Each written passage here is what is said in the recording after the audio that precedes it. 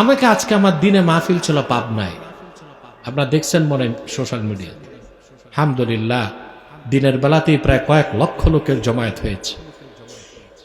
আমি বসার পরে আমারে কাগজ ধরাই দিছে 7টা শর্ত। কয়টা? এটা বলা যাবে না, এটা বলা যাবে না, এটা বলা যাবে না, এটা করা যাবে না, এটা করা যাবে না, এটা হওয়া যাবে না। বুঝলেন? যা মুখস্থ শর্ত দিছে সব আমার হাতে ধরাই দিছে। আমি দেখলাম এই শর্ত মানতে গেলে আমাকে ওয়াজ করা যায় না। কি করা যায় না? কারণ সুদের বিরুদ্ধে বলবো, সুদখোরের বিরুদ্ধে যায়। ঘুষের বিরোধিতা করব, ঘুষখোরের বিপক্ষে যায়। শিরক কুফর নেফাকের বিরোধিতা করব, কাফের মুশরিক বেঈমানের বিপক্ষে যায়। ঠিক কিনা? জুলুমের বিরোধিতা করব, জালেমের বিপক্ষে যায়। তো ওয়াজ করার তো আর সুযোগ নেই। আমার চোখ বন্ধ করে জিকির করা ছাড়া উপায় ছিল? মনে রাখবেন, পৃথিবীর মানুষ যতই সেন্সার দেখ, যতই রেস্ট্রিকশন দেখ, প্রত্যেকটা মুমিনের উপর আল্লাহর পক্ষ থেকে নির্দেশ, ওয়াকুলু কাওলান সাদীদা, আকুলু কাওলান সাওয়াবা, কুলু কাওলান লাইসা ফীহি ইওজাজ। যা হক সত্য তা বলো, যে কথায় কোনো বক্রতা নাই, স্পষ্ট কোরআন হাদিসের কথা তা বলে দাও। এখানে সেন্সরের কোনো সুযোগ। আজকে সারা দুনিয়ায় বাক স্বাধীনতার কথা বলা হয়। কি বলা হয়? আর মুক্ত চিন্তা। বাক স্বাধীনতার মুক্ত চিন্তার কথা বলে সুইডেন কি করলো?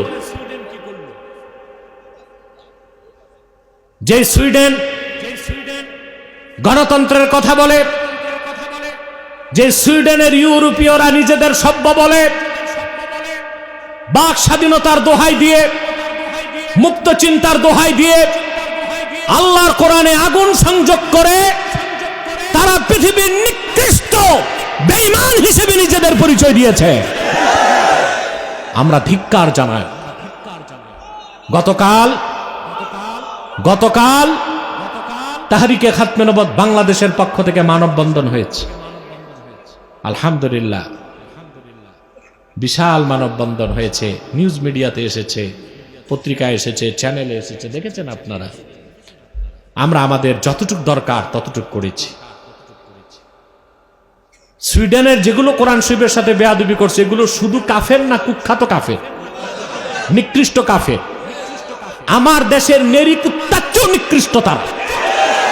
কোন মানুষের পক্ষে কোরআন শরীফে আগুন দেওয়া সম্ভব হয় না। ওদের এগুলো দেখে শয়তানও হাসে, যেগুলো তো আমার চেয়ে বড় শয়তান। এটার নাম দিছে কি জানেন?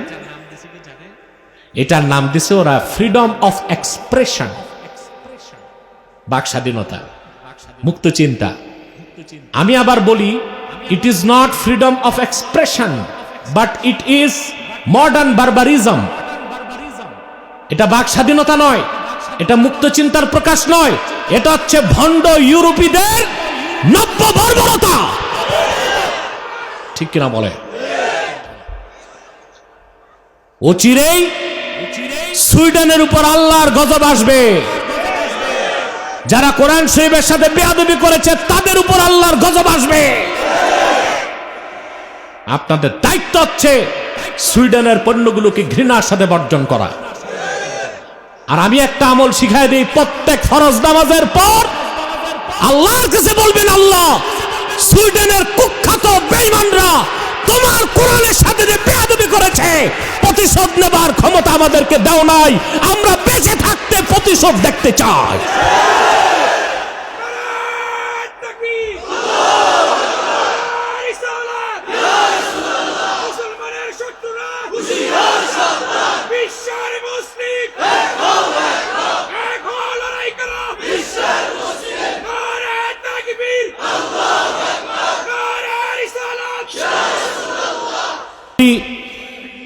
বাক স্বাধীনতার ব্যাপারে ইসলাম কি বলে, আমার স্বতন্ত্র লেকচার আছে, আব্বাসী টিভিতে দেখবেন।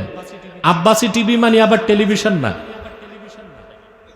মানুষ তো ফেকরা ধরে, কথা বুঝেন না?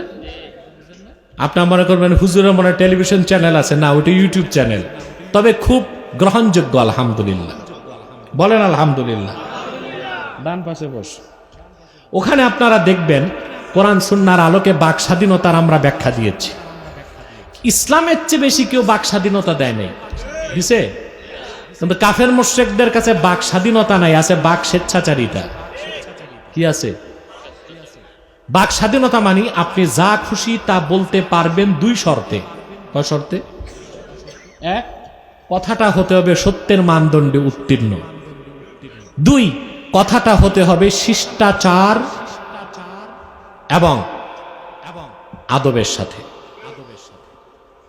অনেক সময় এগুলো রাখেন তো আপনারা, কোনো ডিস্টার্ব করবেন না। এক, হতে হবে কথাটা সত্যের মানদণ্ডে উত্তীর্ণ। দুই, কথাটা হতে হবে শিষ্টাচারের সাথে। শিষ্টাচার বহির্ভূত কথা সত্য হইলেও বলা যায় না। যেন আপনার শ্বশুর আসছে রসমালাই নিয়ে কুমিল্লার, আপনি সালাম দিলেন, সালাম আলাইকুম দুলাভাই, কেমন আছে? এটা হইল? তা আপনি বললেন এটা আমার বাক স্বাধীনতা? না, এটা বাক স্বাধীনতা নয়, এটা বাক স্বেচ্ছাচারিতা। কারণ আপনার কথায় শিরক কুফর হয় নাই, কিন্তু বেয়াদবি হয়েছে। শ্বশুর রে চাচা বলা যায়, জ্যাঠা বলা যায়, দুলাভাই বলা চায় না। অতএব যা খুশি তা বলা, এটা বাক স্বেচ্ছাচারিতা, এটা ইসলাম সমর্থন করে না। কিন্তু বাক স্বাধীনতাকে ইসলাম সমর্থন করে। আল্লাহ বলেছেন কুলু কাউলান সাদীদা, যা হক কথা তা বলো, যা সত্য তা বলো, যা শালীন তা বলো। সুবহানাল্লাহ।